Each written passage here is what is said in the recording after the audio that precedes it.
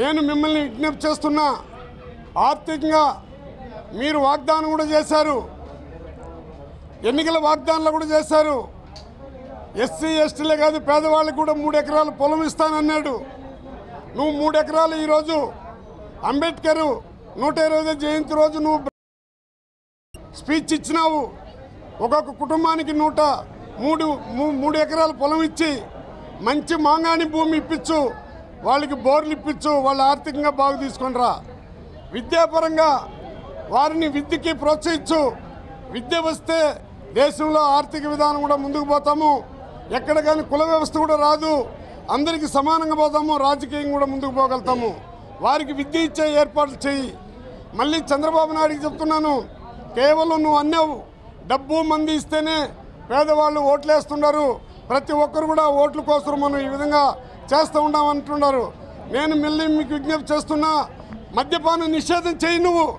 అప్పుడే బడుగు బలహీన వర్గాలు కుటుంబాలు ఆర్థికంగా బాగుపడతారు, విద్యగా బాగుపడతారు, అన్ని రకాలుగా ముందుకు పోతారు. నీకు ధైర్యం దమ్ముంటే ముందు వారికి ఒక కానుకి మద్యపాన నిషేధం చేయాల్సిందిగా మిమ్మల్ని నేను గట్టిగా కోరుతున్నాను.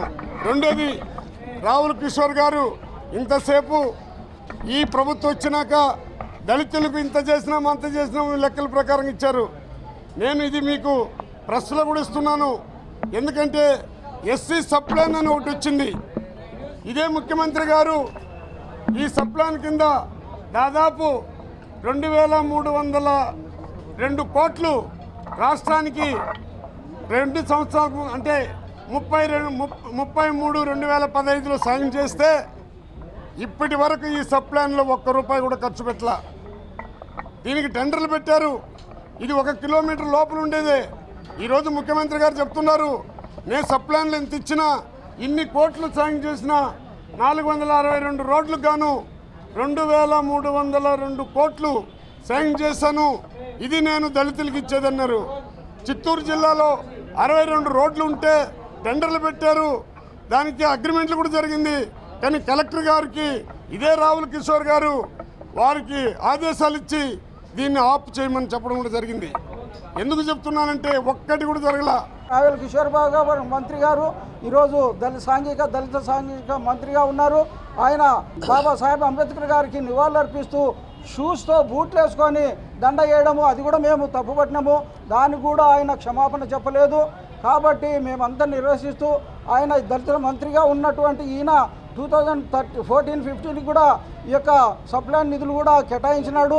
2000 అప్పుడు ఎంత కేటాయించినాడంటే సుమారుగా 6,000 కోట్లు కేటాయించి ఓన్లీ 3,000 కోట్లు మాత్రమే ఈ యొక్క దళితులకు గిరిజనులకు ఖర్చు పెట్టి మిగతా ఎక్కడ పెట్టినావంటే ఎక్కడో దారి మళ్లించినాడు. అదేవిధంగా 2014-15 కూడా సుమారుగా 7,000 కోట్లు ఆయన కేటాయించిన దాంట్లో కూడా కేవలము 1,700 కోట్లు మాత్రమే ఖర్చు పెడుతూ నేను అందరికీ అది చేసినా ఇది చేస్తున్నా అంటున్నాడు.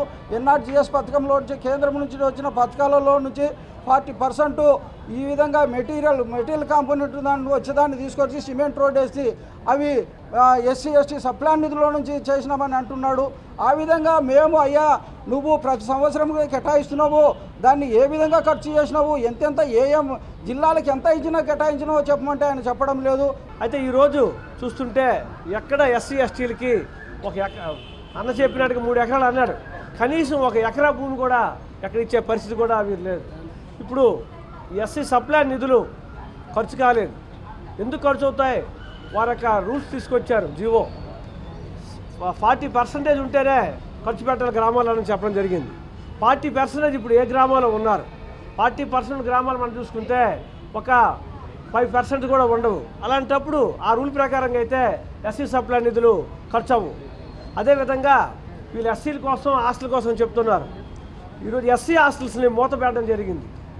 ఎందుకంటే మిడిల్ ఆఫ్ ది ఇయర్లో ఎస్సీ హాస్టల్ మూత పెట్టేసి వీళ్ళు ఎక్కడికి వెళ్ళిపోతారు? ఆ పిల్లలు అక్కడ ఎక్కడ చదువుతారు? దూరంగా వీళ్ళు చదవని పరిస్థితిలో ఈరోజు అన్ని విధాలుగా వీళ్ళు ఎస్సీస్ పట్ల పూర్తిగా అన్యాయం చేస్తున్నారు. అటువంటిది ఈరోజు చాలా విషయాలు చెప్పడం జరిగింది.